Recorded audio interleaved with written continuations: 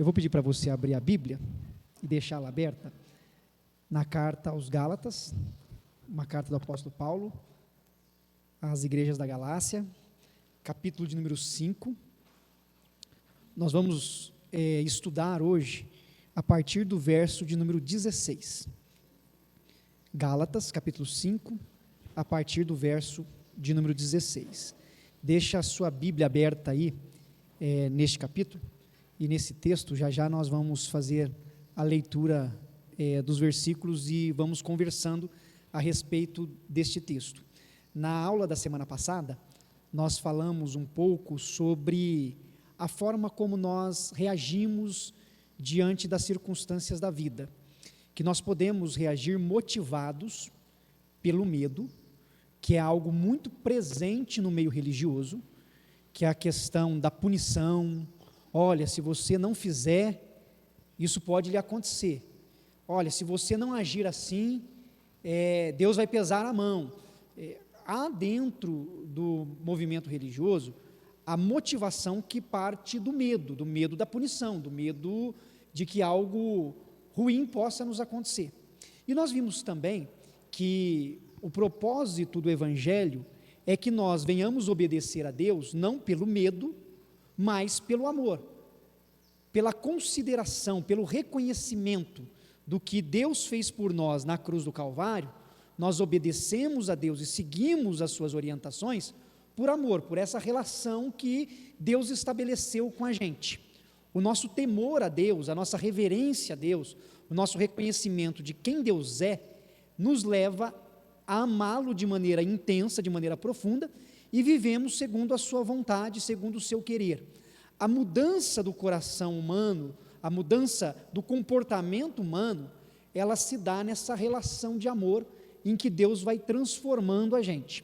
O capítulo de número 5 da carta aos Gálatas, ela vai falar muito sobre as obras da carne e o fruto do Espírito. Vai mostrar para nós que, de um lado, há o desejo humano de fazer a sua própria vontade, mas também em nós, redimidos pelo sangue de Jesus, há a presença do Espírito de Deus que nos leva a produzir o fruto.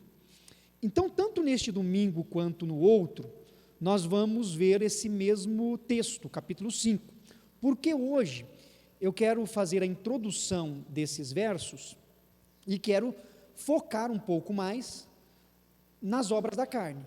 Nós vamos conversar um pouco aqui sobre o que o apóstolo Paulo identifica como obras da carne. E no próximo domingo, nós vamos ter a ênfase voltada para o fruto do Espírito.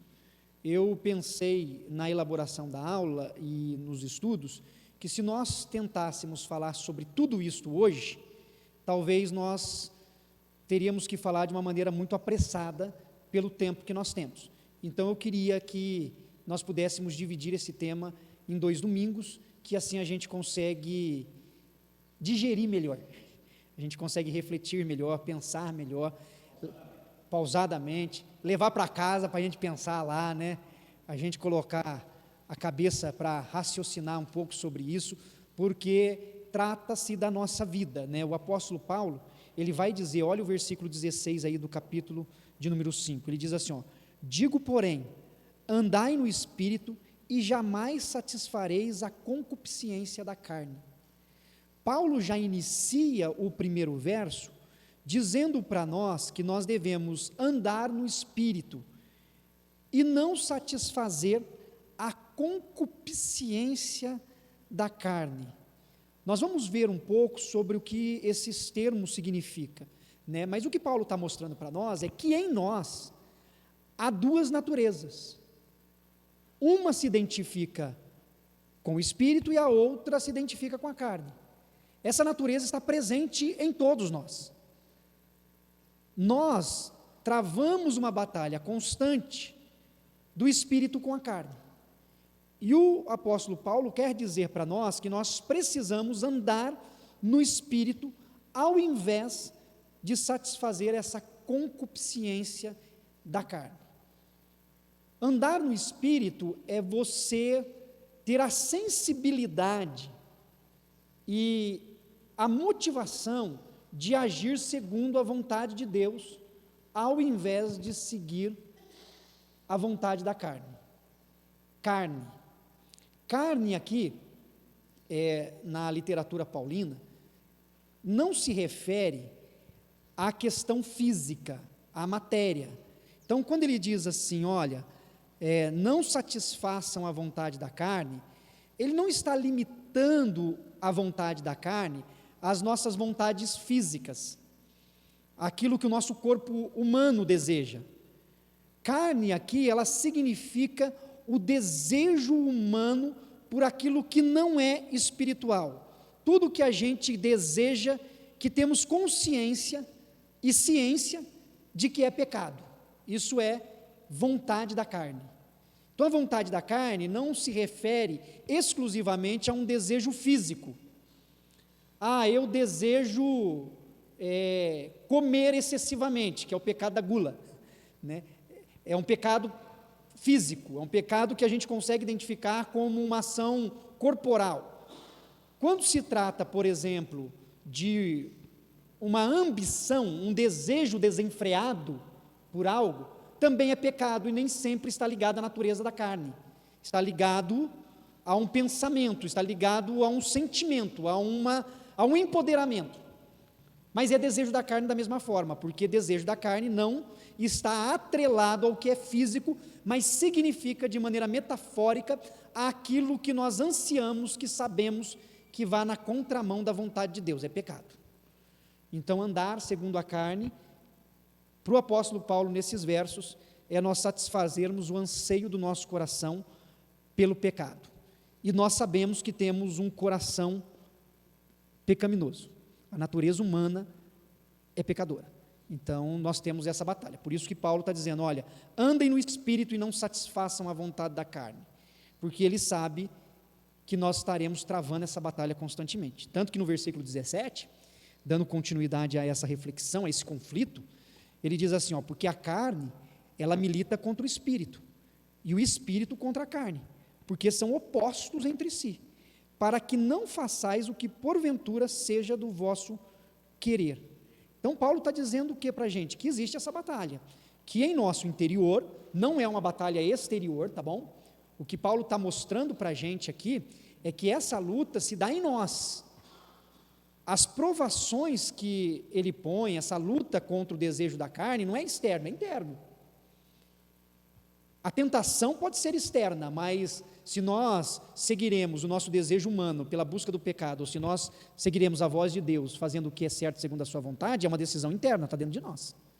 É o nosso coração, é a nossa espiritualidade, a nossa comunhão com Deus, que vai nos levar a uma decisão. E Paulo então está dizendo que esse conflito ele acontece, e nesse conflito interno, a carne, ou seja, o desejo humano, o desejo pecaminoso, ele luta contra o Espírito, ele luta contra o Espírito de Deus que habita em nós, que mostra a vontade de Deus. Há um desafio constante, há um desafio contínuo, né? A gente está sempre nessa batalha interior, o Espírito sempre falando conosco, que nos renova, né? O Espírito aqui representa o coração cristão renovado, porque Cristo nos deu nova vida por meio do seu Santo Espírito, somos nova criatura, nova criação em Deus, e nessa batalha a gente vai enfrentando as dificuldades do dia a dia e temos decisões a tomar, caminhos a seguir, e a gente vai procurar sempre ouvir a voz do Senhor falando conosco, ao invés de ouvir o nosso próprio coração enganoso, né? O coração do homem é enganoso, então a gente sempre tem essa batalha. Quando Paulo escreve uma outra carta à igreja de Éfeso, aos Efésios, no capítulo 4, ele fala dessa luta interior, ele fala sobre isso, dizendo a respeito da luta do velho homem com o novo homem. Então, assim, é essa batalha, e a gente passa por essa batalha em todo o tempo. Todo o tempo nós estamos enfrentando essa batalha, né? Essa luta é constante. Desde o momento em que a gente acorda, a gente já enfrenta essa batalha, dentro de casa, nos relacionamentos, no ambiente profissional, no trabalho, dentro da nossa própria mente, dos nossos desejos pessoais, dentro daquilo que a gente vê, aquilo que a gente sente. É uma batalha constante, nós estamos inseridos nessa batalha o tempo todo, né? Então, é algo muito, muito presente essa luta, né?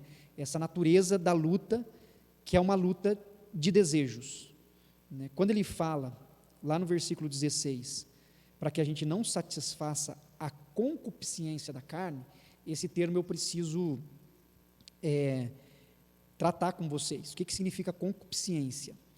Concupiscência significa desejo, mas não é um desejo superficial, não é um desejo só imediato, aquela vontade que nós temos de alguma coisa, né? Que a gente tem desejos, né? Eu tinha vontade de, e a gente coloca algo que nós gostaríamos de fazer, o que nós gostaríamos de ter, que ansiávamos alcançar, né? É desejo, mas seria uma espécie de um super desejo. Não é só um desejo, é um desejo exagerado, é um desejo incontrolável. Sabe quando você quer algo, mas você quer muito? Quando você quer alguma coisa e o seu desejo por aquilo, o seu anseio por aquilo é tão forte que você não consegue medir nem as consequências do que você está por fazer ou por alcançar. É um super desejo. Chega ao ponto de que o nosso bom senso, o nosso equilíbrio, ele se perde, porque você quer tanto que você não vê as consequências daquilo que você tanto deseja. Esse é o super desejo, essa é a concupiscência da carne. Por isso que às vezes no desejo de alcançar uma posição, um posto, a pessoa passa por cima de todo mundo, ela humilha, ela prejudica e às vezes até mata para alcançar uma posição. É um super desejo. Ela deseja tanto um reconhecimento que ela exclui a própria família da caminhada.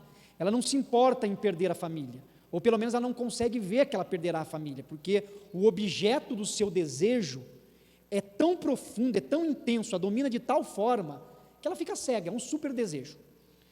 Isso é o que Paulo está pondo para nós aqui como concupiscência da carne. Exatamente, a obsessão é como se fosse esse super desejo. A pessoa quer tanto e aquilo a domina, né? E ela vai em busca e não importa nada, né? Ganância e poder. Não tem escrúpulo nenhum. Uma das coisas, por exemplo, ganância. A ganância é a gente querer cada vez mais dinheiro. A gente vai acumulando, né? E o acúmulo, para nós, é algo que a gente consegue ver, é físico, ou seja, ele é visível, né? O dinheiro, por mais que hoje a gente trabalha muito com dinheiro pelo Pix, hoje está perdendo muito da matéria, né? Hoje é mais numérico, né? Mas a gente consegue dimensionar a questão física. Mas o poder você já vê que ele não é físico. Ele é o exercício de uma força, de uma influência, de uma palavra que determina, que define caminhos. Mas você para pensar, ele não é físico, ele é relacional e do mundo das ideias. Então, olha como é que o desejo da carne, ele está além do simples conceito material de carne, né? Então, Paulo aqui trabalhando muito isso. E é esse mesmo, é a obsessão que vai tomando conta do coração humano e nos impulsiona a fazer o que queremos fazer.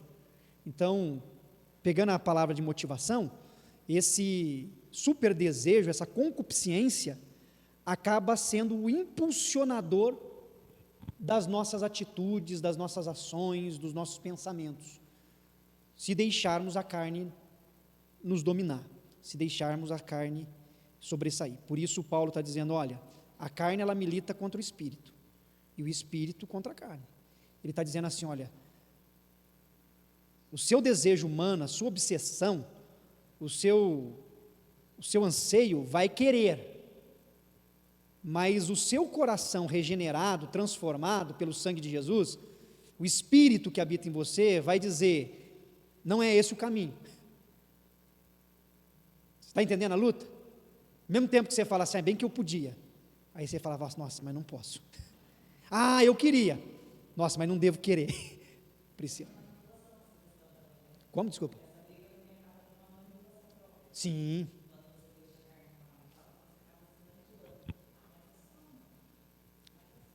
Isso, é isso aí.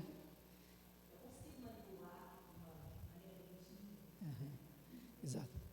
É isso mesmo. A gente vai se auto-enganando, né? E a gente vai se justificando nas nossas concessões. A gente vai tentando, porque o desejo é tão grande que a gente quer criar alguns álibis próprios, né? Verdade. Essa imagem aí é uma excelente charge sobre a nossa luta, né? É aquela vontade, e a gente luta contra isso todo o tempo. E Paulo está dizendo aqui que essa luta é nossa. Ele não está dizendo que é uma luta de quem não tem Cristo como Senhor da sua vida, é a luta do cristão. E a gente tem que saber e ter consciência dela e ter muita honestidade em travar essa luta, porque senão a gente faz como a Priscila acabou de falar, a gente é desonesto na luta, porque quando a gente começa a tentar se justificar, é uma desonestidade nossa conosco mesmo, é uma tentativa de minimizarmos aquilo que está nos fazendo desviar da vontade de Deus, né? Então Paulo vai dizendo, olha, a carne milita contra o espírito contra a carne, porque eles são opostos entre si, são opostos. Então, eles estão sempre em extremos diferentes, a vontade de Deus e a vontade do nosso coração. Então, a gente precisa trabalhar isso. E aí, versículo 18, mas se sois guiados pelo Espírito, não estais sob a lei. Então, Paulo vai dizer assim, olha, vocês precisam seguir a direção do Espírito. Nesse desejo excessivo, vocês precisam deixar de lado a vontade de vocês e seguir a vontade de Deus, seguir o próprio Espírito. É interessante esse verso, porque ele vai dizer para que nós não estejamos sob a lei. Por quê? Por que ele usa a lei? Num primeiro momento pode parecer estranho para nós, porque ele vai dizer sobre obras da carne, sobre seguir a carne e tudo mais, aí ele fala, não anda, e ele cita a lei, sob a lei. Por que ele cita a lei, andar sob a lei, nesse contexto? Pelo seguinte, os nossos desejos, esses super desejos, quando são por coisas ruins, nós conseguimos identificar como um pecado, certo? A gente consegue identificar. Estou com desejo de uma sexualidade deturpada segundo a palavra de Deus. Opa, pecado, está errado, a gente consegue identificar, certo? Só que há desejos no coração humano que são de coisas boas. Só que as coisas boas, num desejo excessivo, pode se tornar algo mal. Em que sentido? Pode se tornar o que a Bíblia mostra como ídolo do nosso coração, que se torna um Deus para nós, ocupando o lugar de Deus. Então, até mesmo em relações. Por exemplo, quando nós vemos o relato de Abraão, em que Deus pede o sacrifício de Isaque, Deus nunca foi um Deus favorável ao sacrifício humano, como era o Deus Moloque, por exemplo, de um dos povos circunvizinhos. Mas o que Deus estava trabalhando no coração de Abraão, era se o filho de Abraão não ocupava o lugar de Deus no coração dele. Porque às vezes numa relação, a dependência do outro, a necessidade de agradar o outro, a necessidade de satisfazer os desejos do outro, é tão grande porque você precisa da aceitação e da aprovação do outro, que o desejo do outro se torna Deus para você. Você não vive sem aquela relação, sem aquele sentimento. Mas olha só, amar o outro, proteger o outro, cuidar do outro, preocupar-se com o outro, é bom. Mas mesmo sendo bom, na relação humana pode se tornar doentio. E se tornando doentio, ocupa o lugar de Deus. Então tem coisas boas que às vezes a gente vai perdendo o equilíbrio. E a gente acha que aquilo é o que dá sentido para a nossa vida. É aquilo que fará de nós pessoas boas, pessoas aceitáveis. E isso na teologia cristã é algo que começa a nos levar a uma reflexão de que são as nossas relações ou as nossas ações que serão os nossos salvadores. É como eu consigo ter boa performance naquilo que eu faço e com as pessoas que eu vivo, que faz de mim quem eu sou e que me dá a condição que eu tenho, e por isso eu caminho bem, e aí eu me sinto bem, e eu me sinto realizado, e ok, agora minha vida pode seguir. Então esse super desejo se torna pecado. Não são só as coisas que a gente identifica de uma maneira mais moralista como pecado. O pecado está além tão somente da questão da moralidade nesse aspecto. Então é difícil para nós, porque é a mesma coisa do poder. Quando você pensa em exercer poder, e a gente nunca fala sobre exercer poder, mas vamos supor que você pense num cargo, olha, não, eu queria ser coordenador lá na empresa que eu trabalho, eu queria ser secretário na prefeitura, porque quando eu ocupar esse cargo, eu queria ser vereador na cidade, porque quando eu ocupar esse cargo, eu vou fazer leis que vão ajudar as pessoas em situação de pobreza, porque quando eu assumir essa coordenação, eu vou melhorar o relacionamento entre as pessoas. Olha só, é bom, o pensamento é bom, mas quando você toma o poder, ou você pensa no poder, e pensa em fazer tudo isso para que a sua vida tenha significado e sentido, ocupou o lugar de Deus. A intenção é boa, porque o cargo em si não é ruim, mas a maneira como isso toma conta do nosso coração é diferente. Então, quando ele fala sobre a lei, ele está dizendo o seguinte, que às vezes as pessoas olham para aquilo que parece ser bom e torna como seu salvador. E não são essas coisas que nos salvam. Quem nos salva é Cristo. E nós, salvos em Cristo, precisamos andar segundo o Espírito, fazendo a vontade de Deus.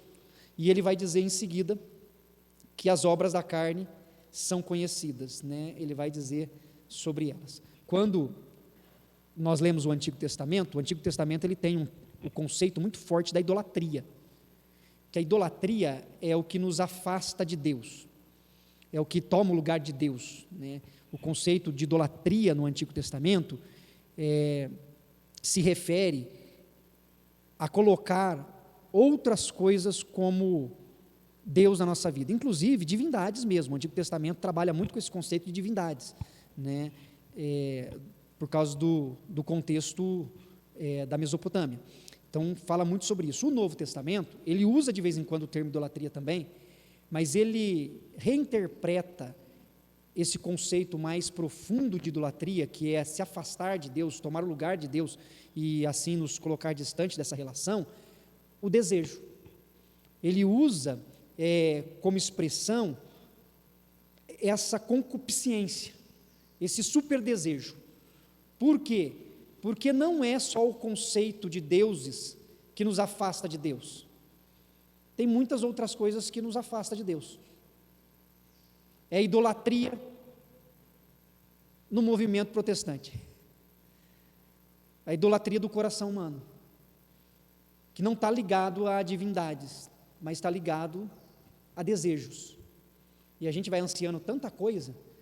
Eu quero ser bem sucedido profissionalmente. A gente vai construindo uma carreira profissional, mas aí a gente se afasta da comunidade cristã. A gente não tem mais tempo para ir na escola dominical, a gente não tem tempo para ir para o culto, a gente não tem tempo para orar com os irmãos, a gente não tem tempo para sentar na mesa e orar com a nossa família, a gente não tem tempo para dobrar o joelho na beira da cama e buscar a Deus. Olha só, às vezes você está muito bem lá na sua carreira profissional, você é referência. Nossa, que profissional excelente, mas a carreira ocupou o lugar de Deus no seu coração, porque para você, o que é ser uma pessoa bem-sucedida na vida é ganhar bem e ser reconhecido no que você faz, não é ter os joelhos dobrados na presença de Deus e o coração submisso à sua vontade. Está entendendo os desejos? Aí vai moldando a maneira como nós enxergamos tudo. Então, o Espírito, de maneira diferente, anseia por Cristo, por glorificar a Cristo, adorar a Cristo, nos tornar semelhantes a Cristo. É isso que o Espírito de Deus vai trabalhando no nosso coração, nos moldar segundo a vontade do Senhor. E aí, então, ele vai entrar em quais são as obras da carne. Até aqui, alguém quer falar alguma coisa? Antes de eu entrar nas obras?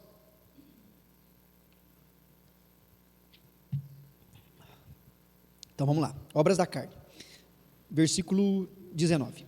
Ora, as obras da carne são conhecidas e são prostituição, impureza, lascívia, idolatria, feitiçarias, inimizades, porfias, ciúmes, iras, discórdias, dissensões, facções, invejas, bebedices, glutonarias e coisas semelhantes a estas, a respeito das quais eu vos declaro, como já outrora vos preveni, que não herdarão o reino de Deus os que tais coisas praticam. Então aqui o apóstolo Paulo, ele começa a colocar as obras da carne, aquilo que nós desejamos, que o coração humano deseja. Nós podemos separar as obras da carne em 3 grupos um pouco maiores, que seria pecados, obras da carne ligados à sexualidade, à religião e aos relacionamentos, de uma maneira um pouco mais ampla. Sexualidade, a gente encontra aqui que são os 3 primeiros termos: prostituição, impureza e lascívia. Esses 3 estão falando a respeito da área da sexualidade. E o que significa? Esse primeiro, que está como prostituição, pode ser traduzido também como imoralidade, que vem do termo grego porneia, da onde surgiu inclusive a pornografia, né? Algo que a gente está muito ouvindo muito, né? Que tem sido um dos grandes problemas, tanto do adolescente quanto do adulto, né? A questão da pornografia. Mas imoralidade significa uma relação íntima, relação sexual, com pessoas que não têm compromissos uma com a outra, pessoa que não tem um vínculo, pessoas que não assumiram um relacionamento conjugal, pessoas que não querem um compromisso real, mas que mantêm uma vida de intimidade física. É isso que se refere ao termo prostituição.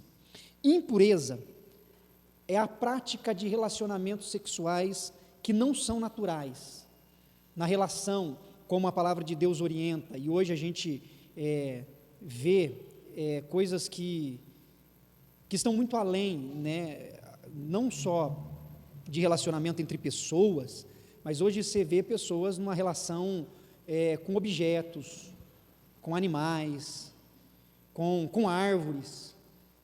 Há um comportamento na vida sexual que está totalmente fora de uma espiritualidade e de uma direção da vontade de Deus, inclusive algo que beira a insanidade, né? Então a gente vê um comportamento absurdo, e isso, na palavra de Deus, o termo é a impureza. Lascívia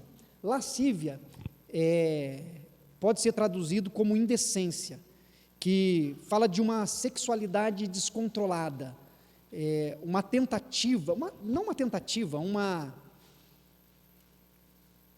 forma de viver onde a sensualidade está sempre presente, sempre a tentativa de seduzir o outro, seduzir os outros, né? Então a pessoa ela sempre precisa cativar o outro para que o outro lhe deseje, é a indecência, né? Então, assim, quando se trata do mostrar o corpo, de expor de maneira sensual para que o outro lhe deseje, está ligado ao desejo da carne, que se refere aqui, segundo o texto, de lascívia, é essa vontade contínua de seduzir. Então, esses 3 termos falam sobre a sexualidade, e mostra que essa é uma das vontades da carne, o desejo humano, o desejo de satisfazer os impulsos, porque nós somos seres sexuais, nós temos desejos, nós temos vontades, nós temos libido, né? Dentro da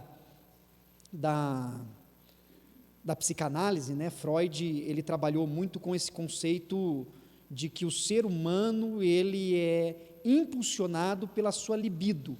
A sua libido é o seu desejo sexual, é a sua força, a sua energia produz daí.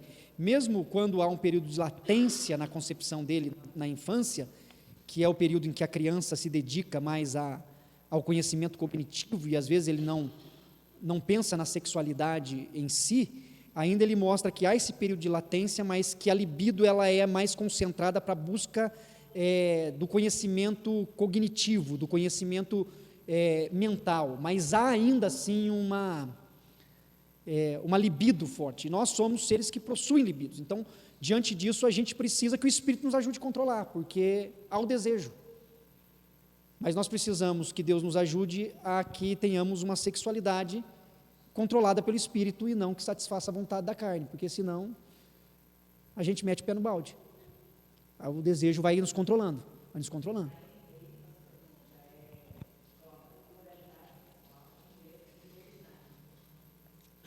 A sua tradução está libertinagem? Libertinagem. É o auseja, que se chama em grego aí, o termo da palavra, que fala a respeito dessa indecência, né? A falta de, pegando o termo libertinagem que foi traduzido, a falta de decoro. Hã? Falta de regras, o decoro é essa ideia do que eu posso, do que eu não posso, aonde eu me excedo, até onde eu posso ir, né? Até onde dá. E às vezes é difícil, né? Vamos lá, religião. É importante porque às vezes a gente não pode, né, correr o risco de olhar para o pecado apenas em uma característica que é mais forte, principalmente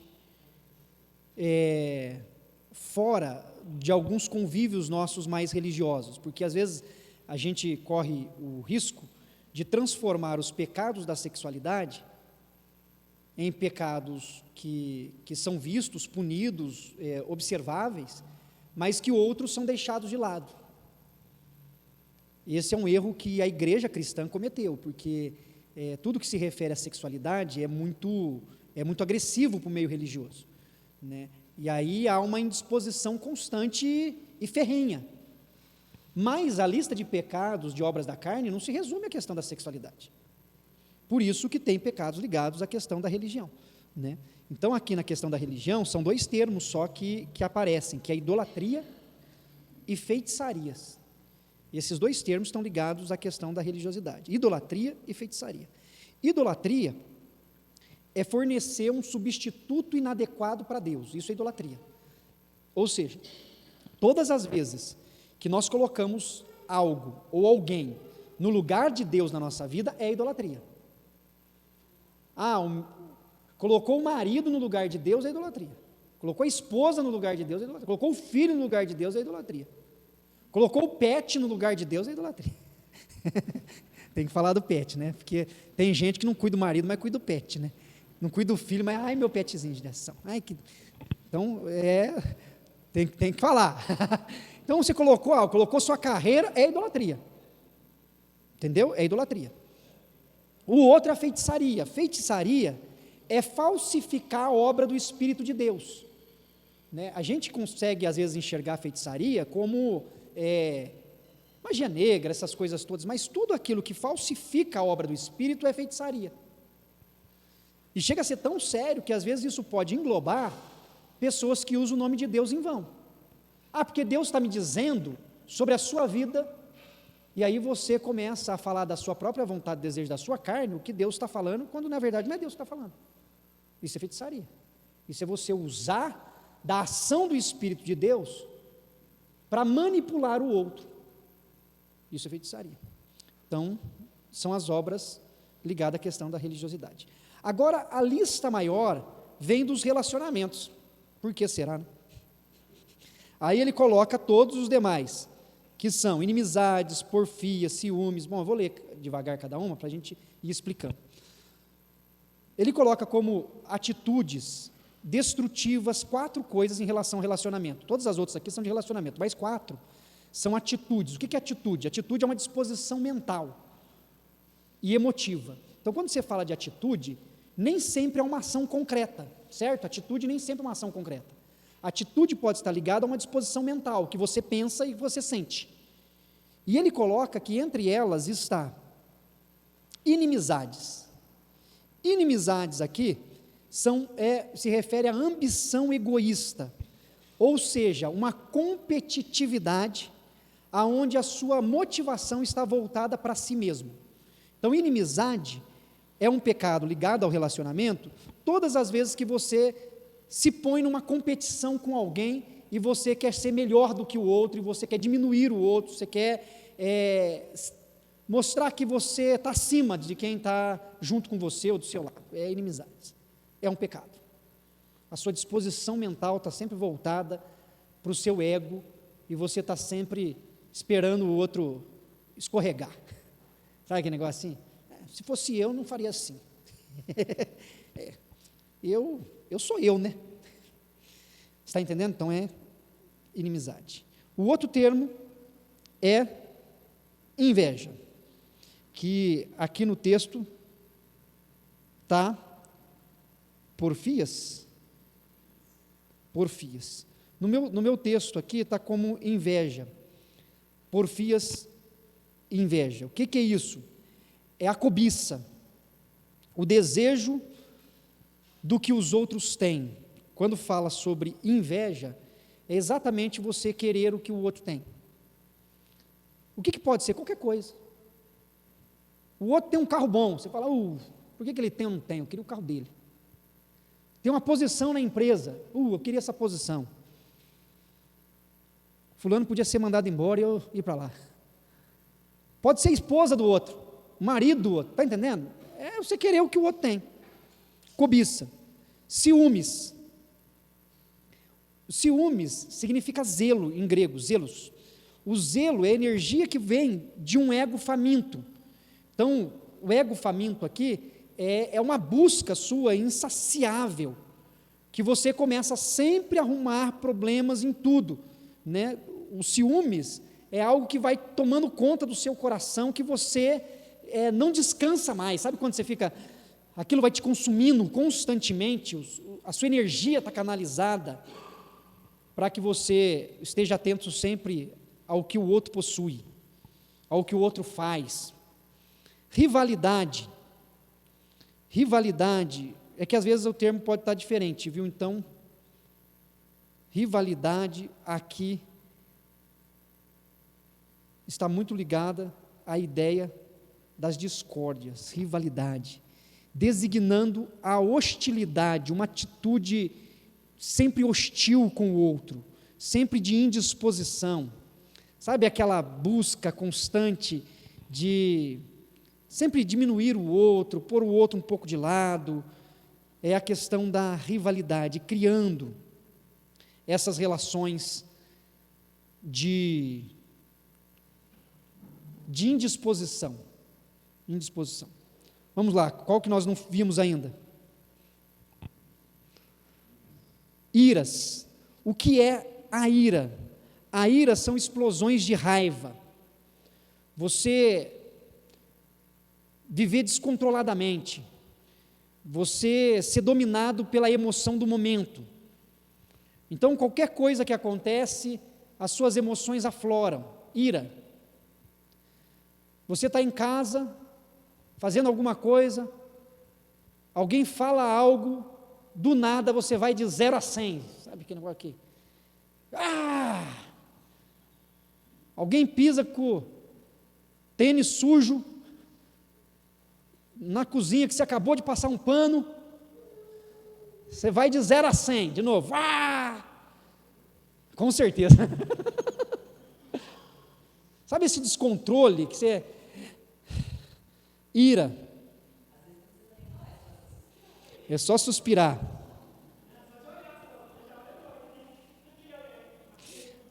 Aquele olhar.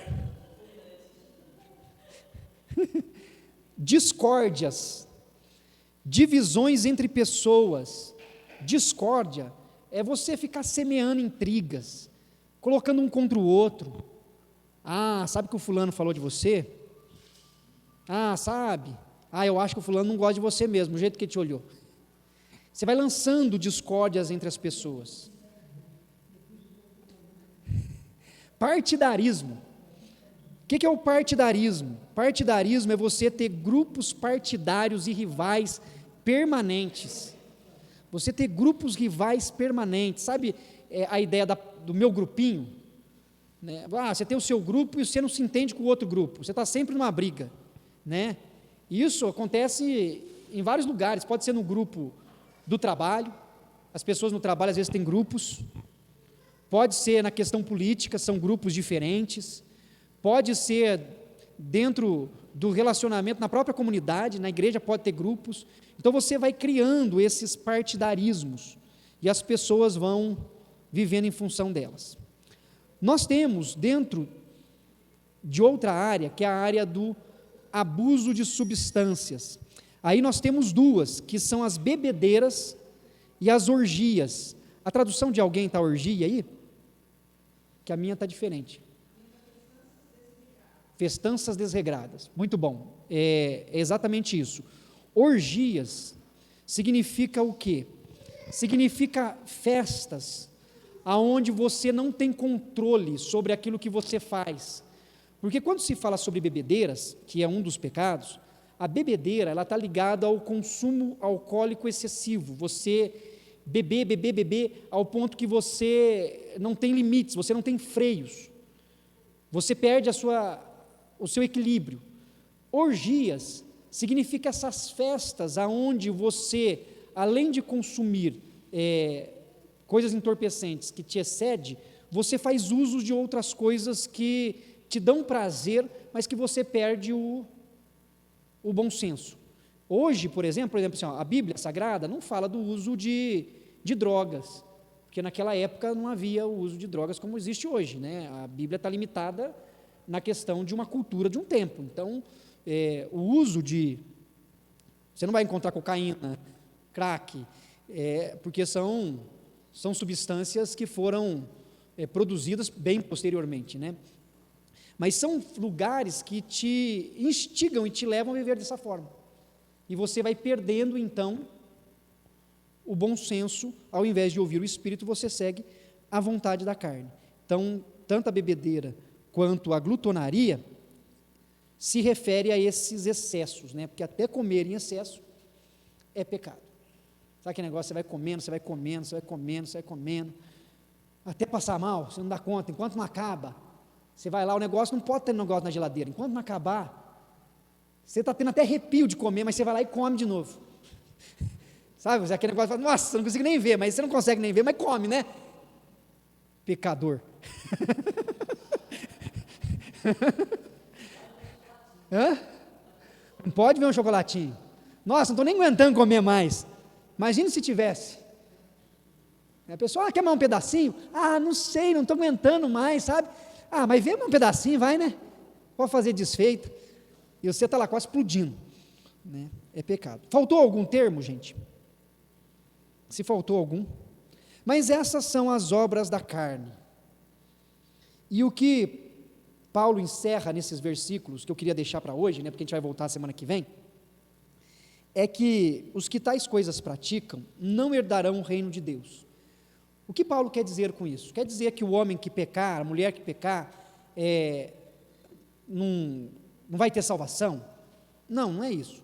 O que Paulo está dizendo é o seguinte, que aquele que se diz redimido pelo sangue de Jesus, que não luta contra essas obras da carne, essa pessoa não tem de fato um coração transformado pelo sangue de Jesus. Não significa que o ser humano não vai errar, que o cristão não vai errar, mas o erro, a obra da carne para nós, é um deslize, e não um estilo de vida. Então, quando nós erramos, o que cabe a nós? Reconhecer o nosso pecado, pedir perdão a Deus, clamar para que o Espírito de Deus nos fortaleça, para que nós não caiamos novamente no erro. É essa a nossa luta, para andar no Espírito. Então eu fui lá, entrei numa dissensão, numa discórdia, aí eu fui lá e tive uma explosão de ira, eu fui e cometi um adultério, eu fui e cometi um pecado. O que você tem que fazer? Se arrepender, confessar o seu pecado a Deus, deixar o Espírito de Deus trabalhar, levantar a sua cabeça e seguir pelo caminho de santidade, não falar assim, todo mundo erra mesmo, todo mundo faz mesmo, eu vou fazer também.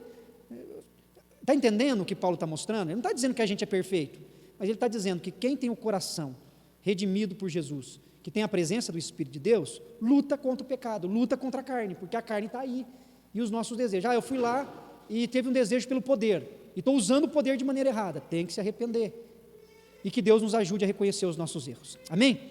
Feche seus olhos, curve sua cabeça. Senhor eterno, eis-nos aqui, ó Deus, homens e mulheres, lavados e remidos pelo sangue de Jesus, o nosso Senhor. Deus, nós sabemos, ó Pai, que somos tentados constantemente, e muitas dessas vezes pelos nossos próprios desejos, pela concupiscência da nossa carne, pelo desejo do nosso próprio coração humano. Mas nós queremos aqui reconhecer que somos pecadores, reconhecer que pecamos contra o Senhor, mas que não queremos viver dessa forma, Pai. Queremos andar no Espírito, viver segundo a vontade do Teu Espírito. Por isso nos ajuda, Pai, que cada irmão e irmã aqui nesta manhã tenha a sensibilidade de reconhecer seus próprios erros, que nós possamos olhar para o nosso coração e ver aonde estamos pecando contra o Senhor, e que possamos ser transformados pelo Teu Espírito, ó Deus.